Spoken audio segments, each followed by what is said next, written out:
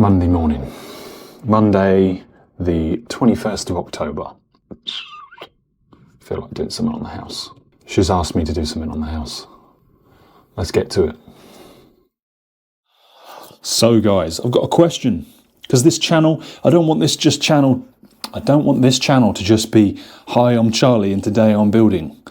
I want to help you guys problem solve and educate you in how I kind of think from how I get from A to B.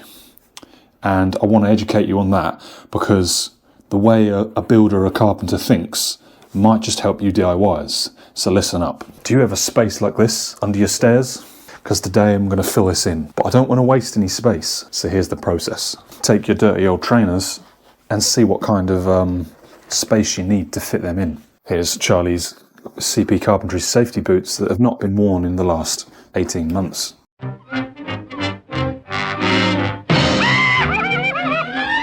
Probably even nearly 2 years.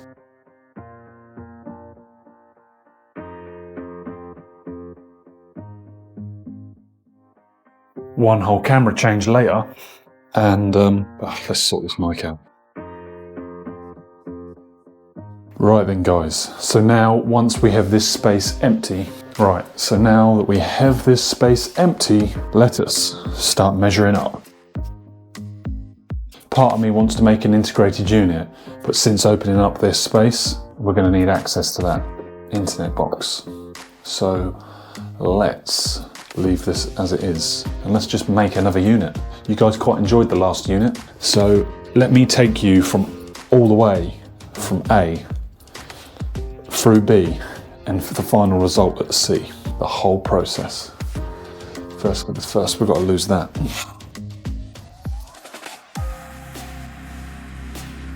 So that's that broken. Sorry, Mrs. CP Carpentry. Let's try and not put my back to the camera.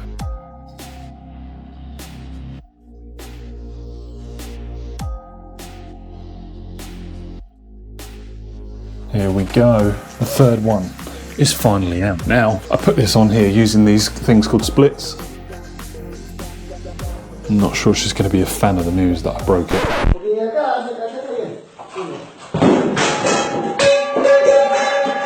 So let's take some measurements.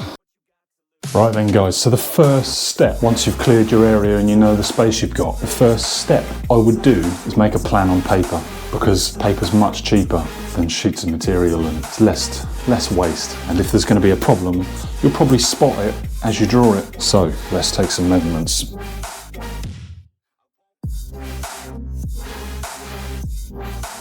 So do something like that. 1 meter 450, 510 mil, 1 meter and 80 mil. And that's going to give us this kind of look. Right guys, so using this, I can now go to the computer and I'm going to use something called Google SketchUp.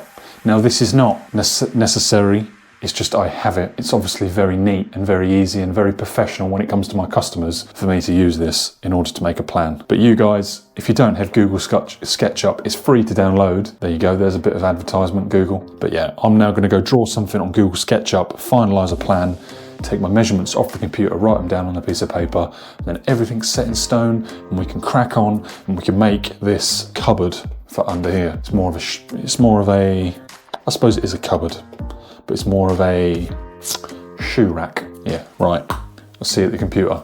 Right, you guys are not going to be able to see me. I'm going to turn the other lights on. There we go. Now you can see me. Do you like my backlighting? Just showing off. Before doing YouTube, I loved gaming, hence the powerhouse of a PC. Right guys, so Google SketchUp, it was the second link, Google SketchUp free. Start modeling.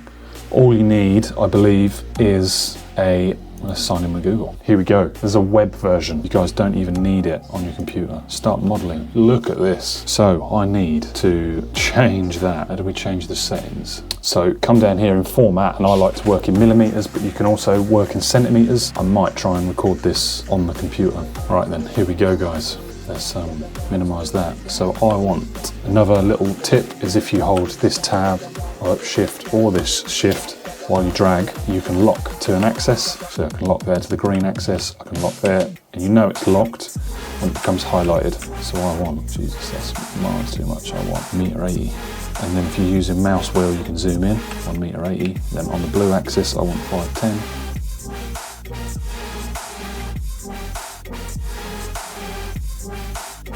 And on here, I want 1450. If you hold your little mouse, you can change orientation. Now then, for depth, all I want to do is, down the bottom here, I want to do 550 deep. Erase this front area. So there we go, guys. I actually have something deeper than this, but this is what we're going to roll with. So I need to come up. I'm going to allow, I'm not going to waste paper, we're going to use this same piece of paper. So on the bottom here,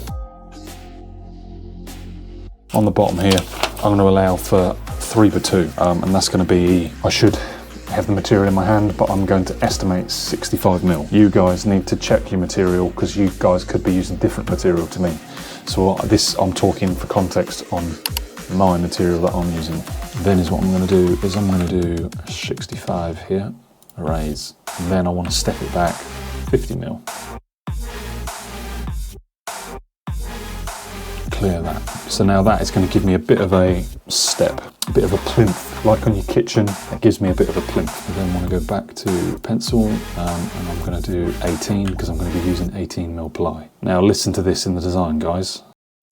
It's very important that this base stays on the base. I believe I've covered this. Erase. Can we colour some of this in? Yeah, we can colour some of this in. So let's go down here to wood. So if I select this stuff, in fact, if I select this is MDF. And then if I select this I'm going to select this for my ply.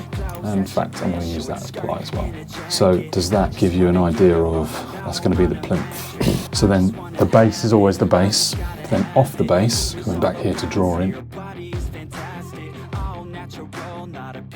then we get this formed point. We click on the top edge that we want to drag up, and we drag up to our end point. So now then, guys, this realistically should now then look something like that. So your cheeks, your side cheeks, sit on your base, so that all the weight is transferred onto the base. That's a rather important design point. I just thought I'd highlight that. Come around the back here, put that across there.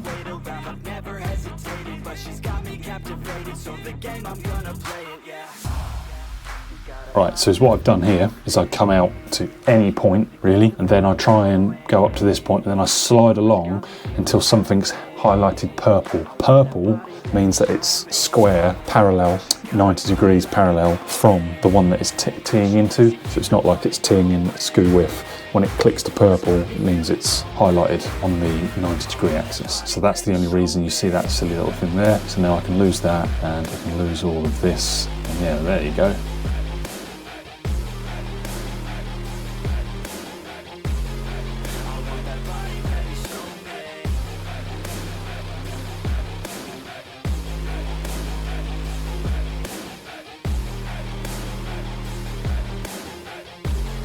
So let's say 450 at the smallest point, and they're going to take up, so I'm going to come off this side cheek 450.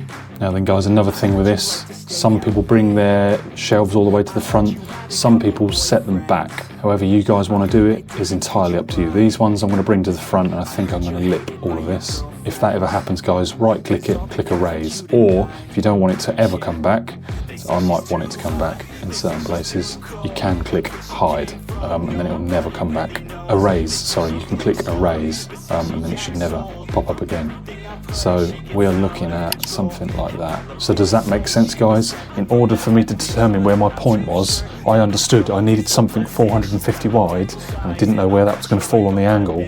So what I do is, first of all, I come off 450, and then once I've got my 450 out, I parallel go up and down.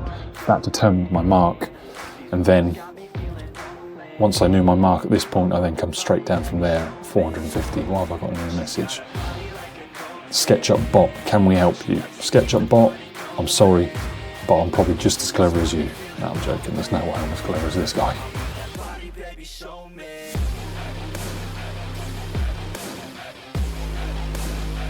Right, I can tell you why that's not working, because I clicked hide.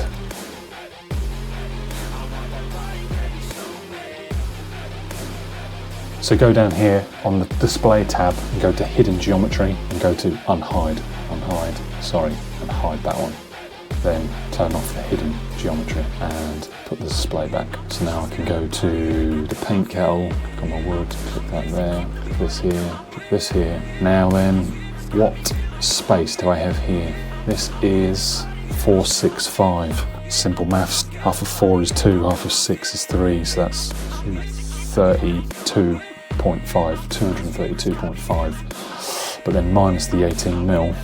And also, when that turns blue, if you guys can see that, when this little marker turns blue, this represents midpoint. So if I strike that there and then go 9mm above this, and again, you see that there, how that's not displayed that geometry? Close materials, let's go to display, let's go to hidden geometry, and I want this piece, and I'm going to go unhide, then I'm going to turn off hidden geometry, and then I'm going to close display, and I'm going to come off info, then I'm going back to my paint kettle, selecting what I need, which is this one, bosh, bosh, bosh. And so far, guys, that's what we're going to make. And all I'm going to do, because I know I can work in tight tolerances politely, I'm not offending DIYers, if you guys want a challenge, then you can work to tight tolerances like I do, but all I've done is take the 10 off there and put 500, take away 10 and made it 70, take away 10 and made it 40, and that gives me 10mm clearance, 5mm all the way around, kind of. It's kind of 5mm left and right and 10mm off the height, because the floor, you're never going to adjust the floor. It's just going to sit on the floor, so there we go. Right, then I just need to grab the tape measure in the bottom corner. I'm just going to measure that opening, and that opening is 223.7. I'm going to draw a line here. I'm going to write 223 millimeters times 2. Let's go make a shoe rack and an understairs slash cupboard shoe rack using Google SketchUp online for free. Shout out to Google SketchUp. Let's get to it. What is up, YouTube? End of today's episode. So yeah, I'm going to show you how to build that shoe rack, and started in October, and I'm just about to finish it. We've been making some investments over Christmas. I managed to win this on eBay. It's a little router lift. I've built this trolley. I'm going to show you how to do that. That is coming up. We've done a video on how we mount this cupboard on the wall, how we get my arm in the right place, how we plaster behind, how we put in a piece of wood, how we go back over the top. We have got an awesome, I think you may have seen the camera slider. There's an awesome camera slider. There's some new mounts set up. There's a second camera now that I'm going to set up. The workshop is looking pretty sick. Let me come over here to the corner. The workshop's looking pretty sick. I'm going to get the planer thicknesser set up on here. We're going to plane up this hardwood. It's going to look awesome. On the Discord, someone asked me about how I would go about fixing units when we've lost the corner, if there was like a 4-inch pipe saw stack. And I've answered stuff like that in the Discord. So if you DIYers, if you guys want to learn more and you've made it this far, consider Discord. It's just like Skype, only it's like me giving you a mobile number, but it's a not mobile number. When you press leave, you can leave chat, and when you click the link, you can join.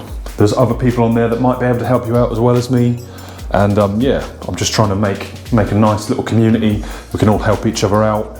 And I wish all of you guys a wicked Christmas. Hope you're well. I've recently only just got over Corona-19. I've had some sort of, I don't know what it was, but mate, I was coughing up phlegm. It was some sort of like chest infection. I'm mildly asthmatic. I never bother too much with my self and safety stuff. So it's probably my own doing as much as I've caught something. But yeah, guys, I wish you all the best. Hope you're well, healthy. Hope you're ready for an awesome Christmas. I hope you're getting to see your family. I hope your family's well. And yeah, if you've made it this far, guys, consider checking out the socials, and make sure you smash that subscribe and click that like. Guys, there's so much more coming up on this channel. Thank you for watching. I'm Charlie. This is CP Carpentry. There's no riddles at the moment. I might start telling jokes in the new year, but if you have any suggestions to what I could do at the end of these videos or at the start of these videos, or whether you even like hearing me waffle, drop your thoughts below, and there's more to come on this shoe rack build. I'll show you a little sneak peek of where we're at in a mo. Okay, turning on 8 outlets. Ba-ba. Ah, it's turned every single plug on, I should think. There we go, guys. So yeah, this is where we're at, but it's currently loose as a goose. We've got all uplighters, downlighters, plinth lighting. We'll be able to see all our fancy shoes. We might put some doors on this, and let's get the wonderful wife's hoover out the way. She's left that there so that I do some hoovering. Like I'm gonna do some hoovering. Guys, we've got to join together, okay? We've got to make sure this time off through Christmas, we guys stick together, okay? We've got this wonderful Heidi slide. It's going to be this. So guys, if you want to learn to build this, stay tuned, because the rest of the build is coming up, and it is literally the 21st of December, Saturday morning, or Saturday afternoon, I should say. It's like 1 o'clock. We're gonna finish this today, hopefully. Fingers crossed. Thanks for watching, guys.